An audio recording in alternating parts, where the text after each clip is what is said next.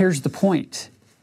Who's ultimately the one who's going to decide, ultimately, finally, what's evil and what's good? Whose prayers are beneficial and whose prayers aren't? Whose works are beneficial and whose works aren't? That's not our job, ultimately, to make a final judgment on that. We get to make a different kind of judgment. And Elder Dallin H. Oaks gave a great talk back in 1998, March of 98, called Judge Not and Judging. And in there, he makes it very clear that there are two kinds of judgments. There are final judgments and there are intermediate judgments.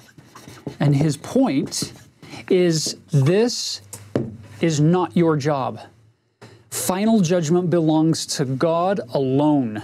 That's it. It's not our role to make those final assessments. But he said we have to make intermediate judgments all the time in life, or you can't live. Every time you make a decision, you're making an intermediate judgment. So using that framework, we now have lenses through which to understand and interpret what Mormon's teaching us here, and it's beautiful in this realm of verse 16 and 17. Okay? Notice, behold, the Spirit of Christ is given to every man that he may know good from evil. Brothers and sisters, we live in a world that is making all kinds of truth claims. And people, it's like Joseph Smith history, low here, low there. We've come to me, I've got the truth, and others, no, I've got the truth. And there's contention, and there's disputation, and there's disagreement all over the place. You'll notice what Mormon is doing here, and it's refreshing. He's saying the Spirit of Christ is given to every man. What percentage? That would be 100. Every person can know good from evil. We all have within us this ability to discern truth from error, and we can't blame anybody else in our search for truth and say, well, they were convincing. He gives you the formula. Wherefore I show unto you the way to judge.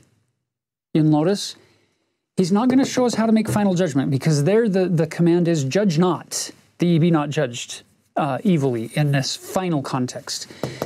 He's going to show you how to make these intermediate judgments, to use Elder Oaks's overlay here. He says, for everything which inviteth to do good, to persuade to believe in Christ, is sent forth by the power and gift of Christ.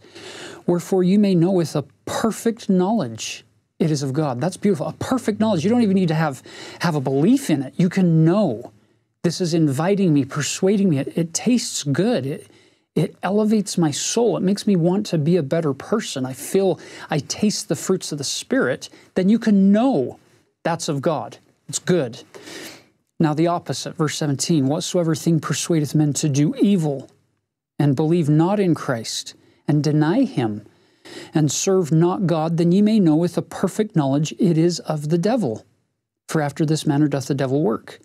For he persuadeth no man to do good, no, not one, neither do his angels, neither do they who subject themselves unto him.